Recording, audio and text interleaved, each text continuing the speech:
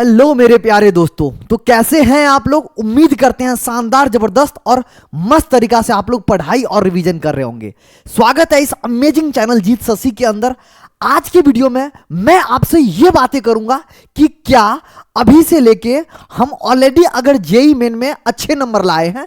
अच्छे नंबर का मेरा मतलब है कि अगर आपका परसेंटाइल 97, 98, 99 डिपेंड करता है कि आप कौन से कैटेगरी में हो। अगर कोई जनरल कैटेगरी का बच्चा इस वीडियो को देख रहा है तो उसका परसेंटाइल मिनिमम 98 होना चाहिए मेरे हिसाब से। उसके बाद ही सिर्फ और सिर्फ without thinking about April attempt आप सीधे एडवांस के लिए सोच सकते हो। तो ये पूरा डिस्कस करूंगा, क्या उसके लिए सही तरीका है, हर एक चीज बताऊंगा। बस आपसे गुजारिश है, चैनल पे नए आए हैं तो चैनल को सब्सक्राइब करके रखेंगे तो जो भी ऐसे अमेजिंग कंटेंट आपको रेगुलर बेसिस पे आएगा वो आपको प्रोवाइड होगा। और गारंटी कहता हूं कि वीडियो आपको अच्छा लगेगा तो वीडियो को लाइक कर लीजिएगा।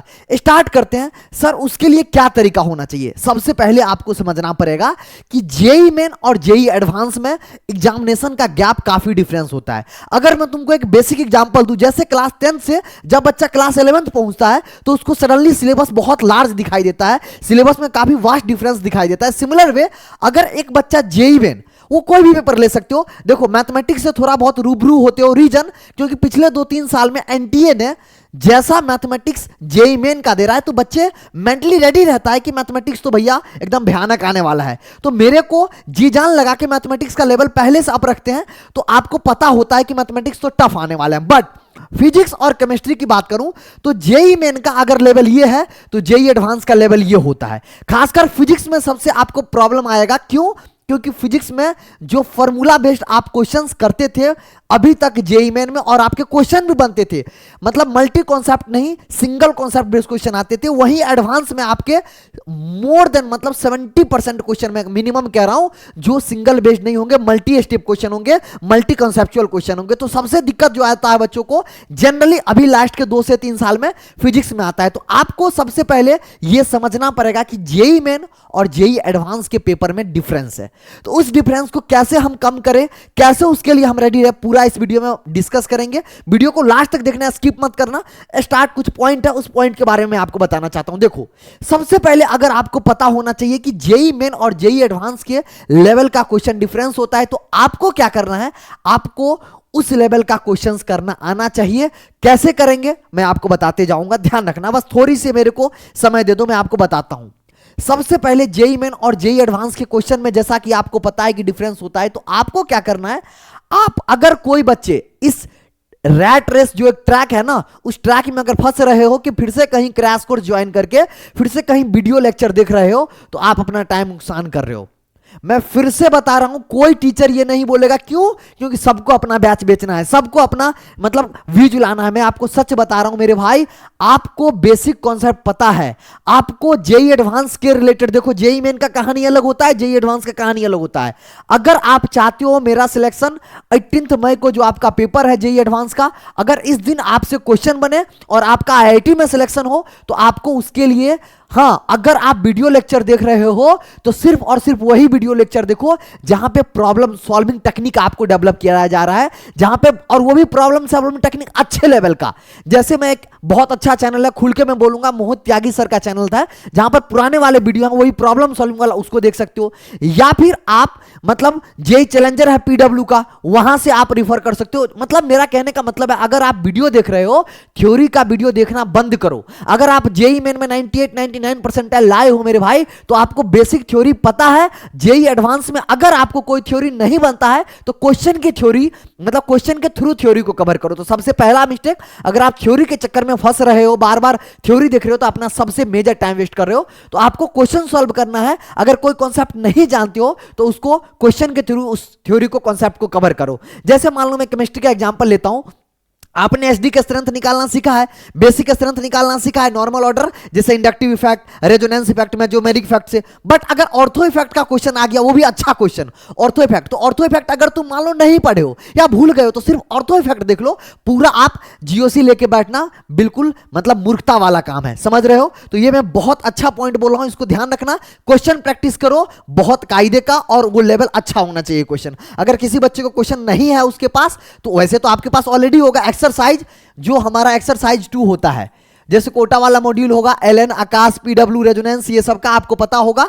वहां पर एक्सरसाइज 2 होता है, एडवांस रिलेटेड होता है, उससे आप कर लो, वहां से आप क्वेश्चन करो। और क्वेश्चन अगर एडवांस में सिलेक्शन होना है तो एडवांस लेवल का क्वेश्चन प्रॉब्लम सॉल्विंग आपको टेक्निक आना चाहिए। उसके लिए आपको समय देना पड़ेगा, समझना पड़ेगा आपको कि कॉन्सेप्ट भैया यहां पर इंपॉर्टेंट है। यहां पर यह नहीं है कि आपने फॉर्मूला याद कर लिया और आप जाके क्वेश्चन बना लोगे। ये जेई मेन तक सही था, बट जेई एडवांस के लिए आपको डीप कॉन्सेप्ट आना चाहिए। और डीप कॉन्सेप्ट कब आएगा? जब अच्छे लेवल का क्वेश्चन करोगे। हर एक कॉन्सेप्ट को डीप लर्निंग आना चाहिए। और डेरिवेशन, जैसे फिजिक्स की बात करूं, फिजिक्स में, चाहे अगर केमिस्ट्री में, फिजिकल की बात करूं, यहां पर हर एक सब्जेक्ट में कोई भी फॉर्मूला कहां से आया है, वो फॉर्मूला कैसे आया है, ये पता होना चाहिए। क्योंकि आपको पता होना चाहिए एडवांस वाले वो फॉर्मूला कैसे ड्राइव हुआ, उसी में डाटा चेंज कर देगा। जैसे मैं बहुत एक बेसिक सा क्वेश्चन लेता हूं, मान लो एक ऑर्बिटल में कितने इलेक्ट्रॉन होते हैं? आपने बोला 2। अब जेई एडवांस वाले एक हाइपोथेटिकल क्वेश्चन क्रिएट किया। उन्होंने बोला एक ऑर्बिटल में मान लो 3 इलेक्ट्रॉन होते हैं। मान लो उन्होंने बोला हाइपोथेटिकल कंडीशन है, ऐसा होता नहीं है। अब इसके हिसाब से उन्होंने क्वेश्चन फ्रेम करना स्टार्ट किया। एटॉमिक स्ट्रक्चर का क्वेश्चन था, लगाया किसी और चैप्टर का हेल्प से, और आप फैल जाओगे। अगर आप ये याद रखे हो कि 2n² वाला फॉर्मूला से नंबर ऑफ इलेक्ट्रॉन निकालते हैं, आप नहीं कर पाओगे। आपको पता होना चाहिए कि वो कैसे आया, क्यों आया। Are you getting my point? मैं क्या बोलना चाह रहा हूं? तो ये चीजें हैं, आपको अच्छे लेवल का डेरिवेशन जो भी मतलब आपके बुक में है, चाहे फिजिक्स हो, चाहे केमिस्ट्री हो, चाहे मैथमेटिक्स हो, आपके नोट्स में है, वो नोट्स का आपका पता होना चाहिए। हर एक कॉन्सेप्ट का डीप लर्निंग होना चाहिए, अच्छे लेवल का प्रैक्टिस होना चाहिए। बार बार कह रहा हूं, थ्योरी का जो चक्कर है उसके चक्कर में मत रहो, क्वेश्चन के थ्रू आप थ्योरी कवर करो अगर कुछ बचता है तो। अब भैया जेई एडवांस सबसे इंपॉर्टेंट बता रहा हूं। बहुत बच्चे परेशान होते हैं, सर मेरे से क्वेश्चन नहीं लग रहा। भैया JEE advance is a not game of speed.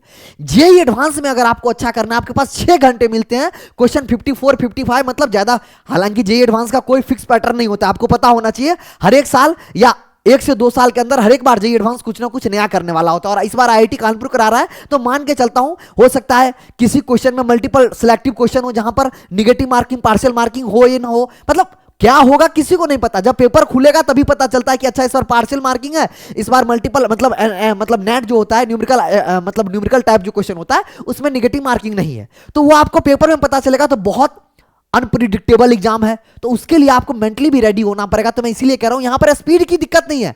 आपको क्वेश्चन अगर बनता है, अगर आपका कॉन्सेप्ट बहुत अच्छे से क्लियर है तो आप कर ले जाओगे। यहां पर 6 घंटे की मैराथन होती है, बहुत सारे बच्चे तो बैठ नहीं पाते हैं। इसीलिए मैं कहता हूं यहां पर स्पीड के लिए मत सोचो, आप कॉन्सेप्ट पे फोकस करो, आप डीप क्वेश्चन पे कोशिश करो, आप पूरा टाइम दो क्वेश्चन बनाने में। जेईई एडवांस वाले बच्चों के लिए कह रहा हूं बार बार, प्रैक्टिस रिलेवेंट क्वेश्चन। मैं बार बार कह रहा हूं आपको क्या करना है, आपको लास्ट 10 साल, देखो एडवांस का क्वेश्चन वैसे 10 साल नहीं, जब से हमारा ये एक पैटर्न, नॉर्मल पैटर्न, जिसमें एनईटी टाइप, एमएसक्यू टाइप और एमसीक्यू टाइप, ये 3 टाइप के जनरली क्वेश्चन आपको देखने को मिलता है। जनरली मैं कह रहा हूं, मैं क्या होगा मतलब एक बार आया था 2017 में, जहां पर 1 से 3 ऑप्शन सही हो रहे थे, मतलब करेक्ट हो रहे थे। एमएसक्यू मल्टीपल सिलेक्टिव में, उसमें वो मैचअप्स में मल्टीपल दे दिया था, समझ लो, 3 कॉलम, कॉलम 1, कॉलम 2, कॉलम 3, 2017 के पेपर में देखोगे।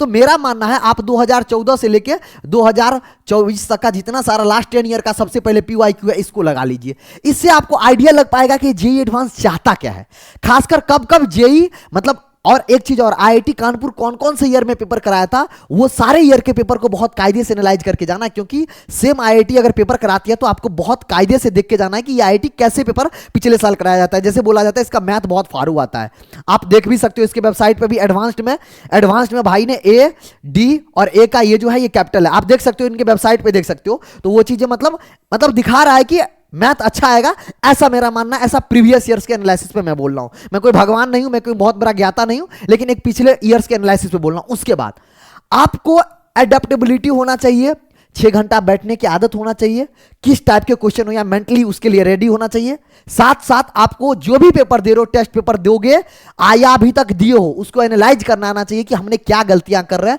क्योंकि अगर आपको कॉन्सेप्ट आता है ना मेरे भाई, एक बात याद रखना, आप जेईई एडवांस में अच्छे कर लोगे।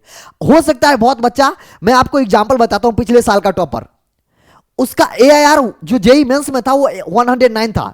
वेद लाहौटी के बारे में कहना चाह रहा हूं, कहानी आप लोग सब परिचित हो गए। जेईई एडवांस में उसका एआईआर 1 था, मतलब तुम समझ रहे हो, उस बच्चे का कॉन्सेप्ट बहुत अच्छा था, उसने बहुत जम के मेहनत किया था, बट उसको कहीं ना कहीं स्पीड या कुछ और problem. JEE main is like T20 game, but JEE advance की बात करूं तो टेस्ट गेम होता है, यहां स्किल होता है। अगर आपका स्किल अच्छा है, अगर आप बहुत अच्छे से कॉन्सेप्ट जानते हो, अगर आपको पता है, सब्जेक्ट का नॉलेज है, आप कर ले जाओगे, समझ रहे हो। तो आपको एनालिसिस करना पड़ेगा, उसके बाद कैलकुलेशन अपना सही रखना, क्योंकि बहुत लेंदी पेपर होते हैं, चाहे फिजिक्स की बात करूं, चाहे केमिस्ट्री की बात करूं और मैथमेटिक्स की बात करूं। तो लेंदी पेपर होने की वजह से आप में एडेप्टेबिलिटी होना चाहिए। आप इसीलिए कह रहा हूं, क्या सबसे इंपॉर्टेंट मॉक टेस्ट देते रहना मेरे भाई। जिस बच्चे का जनरल का अगर कोई बच्चा है जिसका परसेंटाइल 98 99 आ गया है, अब आप सोचते हो मुझे आईआईटी जाना है, कुछ बच्चे सोचेंगे नहीं मुझे एनआईटी तिरछी जाना है, तो आप मेहनत करो अपने अटेम्प्ट के लिए, कोई बुराई नहीं है। लेकिन अगर जिन बच्चों को लगता है कि मुझे आईआईटी ही जाना है, तो मैं फिर बोलूंगा ये जो 6 पॉइंट बताया हूं, इस 6 पॉइंट को बिल्कुल अपने किसी पेज में किसी कॉपी में बढ़िया से लिख लो, और इसके हिसाब से आने वाले जो भी अपना 18 में है, अभी आपका फरवरी मंथ चल रहा है, आपके पास सफिशिएंट टाइम है, आप जी जान लगा के मेहनत करो, जेई एडवांस लेवल का क्वेश्चन लगाओ, वीडियो लेक्चर के चक्कर में मत पड़ो। अगर कोई कॉन्सेप्ट नहीं जान रहे हो तो क्वेश्चन के थ्रू कॉन्सेप्ट को क्लियर करो, मॉक टेस्ट रेगुलर बेसिस पे दो, उसको एनालाइज करो।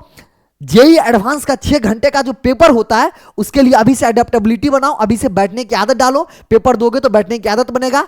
और याद रखना, अगर आप वाकई में सब्जेक्ट का, फिर से बोलूंगा, आपका पास नॉलेज है, आप पूरा बढ़िया से प्रिपेयर किए हो, तो जेई मेन में एक सेकंड के लिए आपसे चूक हो सकता है। एडवांस पूरा मौका देता है, पेपर 1 पेपर 2 एक ही दिन होता है, और उस अगर दिन तुम जी जान लगा के अगर 6 घंटे अपना 100% दे दिए, आप top IIT, IIT Bombay, IIT Delhi, IIT Kanpur जा रहे हो। तो ये 6 पॉइंट जो आपको आईआईटी पहुंचाएगा, बिल्कुल जीरो लेवल से। क्यों बोल रहा हूं? क्योंकि मैं मान के चलता हूं आप लोग, जो बच्चा जनवरी अटेम्प्ट में ऑलरेडी अच्छा किया है, वही सिर्फ जेई एडवांस के लिए सोचना। नहीं तो मैं एक रिक्वेस्ट करूंगा, जो भी बच्चे का जेई अप्रैल अटेम्प्ट में अच्छा, मतलब जनवरी में नहीं गया अच्छा, पहले आप अप्रैल अटेम्प्ट में जेई मेंस को अच्छा करो, उसके बाद एडवांस के लिए सोचना। क्योंकि हमेशा बोला जाता है बहुत ऊंचे देखने से अच्छा होता है पहले स्टेप बाय स्टेप चलो, क्योंकि कई बार अगर पांव फिसला तो बहुत नीचे रह जाओगे, कहीं के नहीं बचोगे।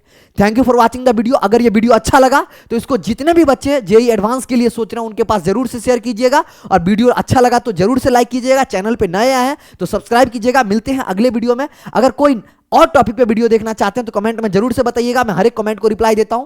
Thank you for watching, love you मेरे दोस्त, बाय बाय।